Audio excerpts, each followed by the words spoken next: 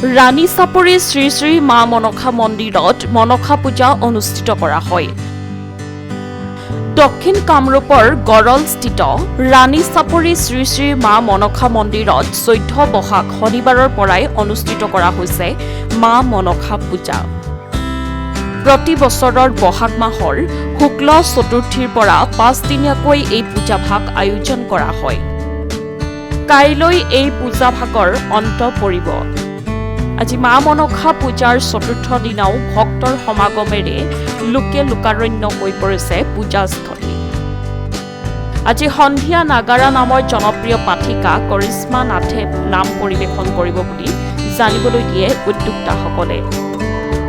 1950 চনতে ৰাণী চাপৰিত সৰ্পৰ দংশনত কেইবাগৰাকীও লোকৰ মৃত্যুৰ ফলত 1959 চনৰ পৰাই আজিলৈকে উক্ত মা মনসা পূজা আগবঢ়াই অহা বুলি জানিবলৈ দিয়ে। লগতে ভক্তসকলৰ মনৰ ইচ্ছা পূৰ্ণ হোৱা বুলি জানিবলৈ দিয়ে।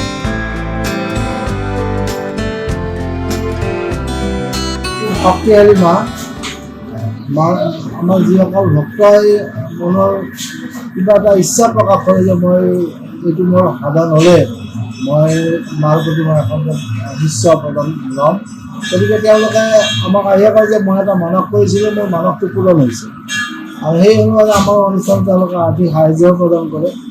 আৰু এটা কথা ঠিক যে আমাৰ অনুষ্ঠানটোত যিসকল লোক আহে তেওঁলোকে প্ৰত্যেকজন ভক্তৰ মনতে মায়ে আমাক যথেষ্ট দিছে। গতিকে এই যে যথেষ্ট দিছে আৰু আমি নিজেও এই অনুষ্ঠানটো বহু বছৰ ইয়াত আমি সেৱা আগবঢ়াইছোঁ এবং মাৰ সেৱক হিচাপে সেৱা আগবঢ়াইছোঁ।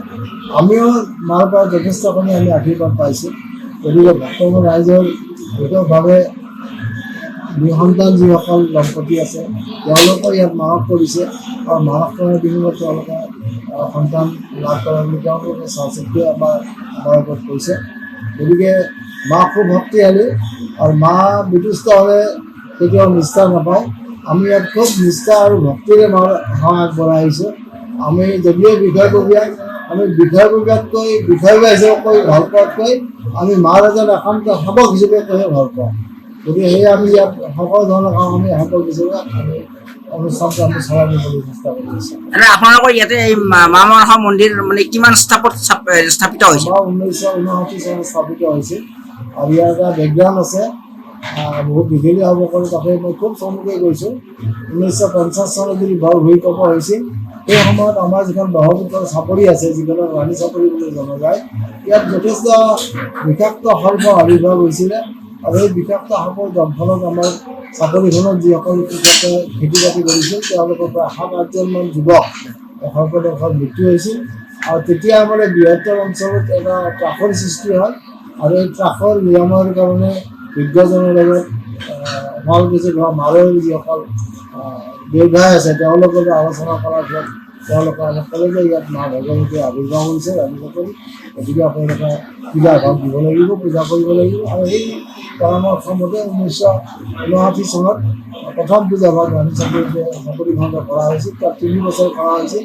আৰু তাৰপিছত কিছুমান প্ৰাকৃতিক দুৰ্যোগৰ ফলত আমি সেই অনুষ্ঠানটো আমি ব্ৰহ্মপুত্ৰ দক্ষিণ পাৰে এই বৰ্তমান স্থানলৈ আমি আনিবলগীয়া হ'ল। তেতিয়াতো এই অনুষ্ঠানটো মানে পিছলৈ ঘূৰি চাবলগীয়া হোৱা নাই। মায়ে যিসকল ভক্ত তেওঁলোকৰ সদিচ্ছা, তেওঁলোকৰ আমাৰ যি আৰ্থিক সাহায্য প্ৰদান কৰিছে, যি সহায় কৰিছে, তাৰ বাবে অনুষ্ঠানটো আমি আদৰি নিবলৈ সক্ষম হৈছোঁ।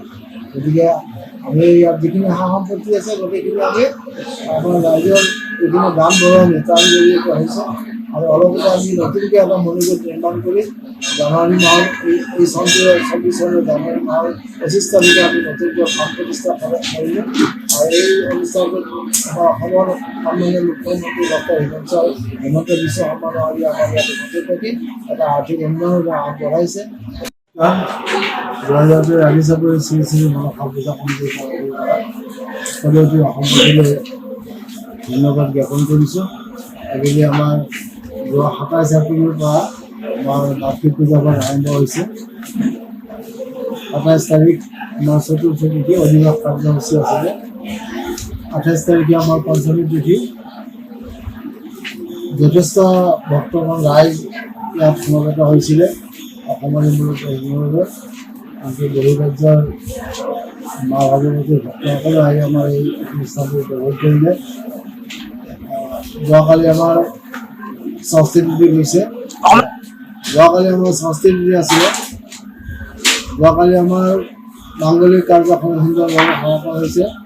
যথেষ্টখিনি মানুহৰ ভক্তমান ৰাইজৰ সমাগম ঘটিছে। সন্ধিয়ালৈ আমাৰ এটা মহেশ ডেকা ডাঙৰীয়াৰ নাগাৰা নাম আমি পৰিৱেশন কৰাইছোঁ। যথেষ্ট সমাগম হৈছে। পৰিৱেশটো আপোনালোকে দেখিছে। গধূলিলৈকে যথেষ্ট লোকে ইয়াত সমাৱেশ ঘটে।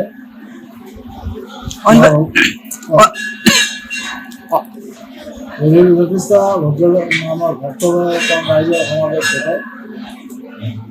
আজি আমাৰ সপ্তমী তিথি।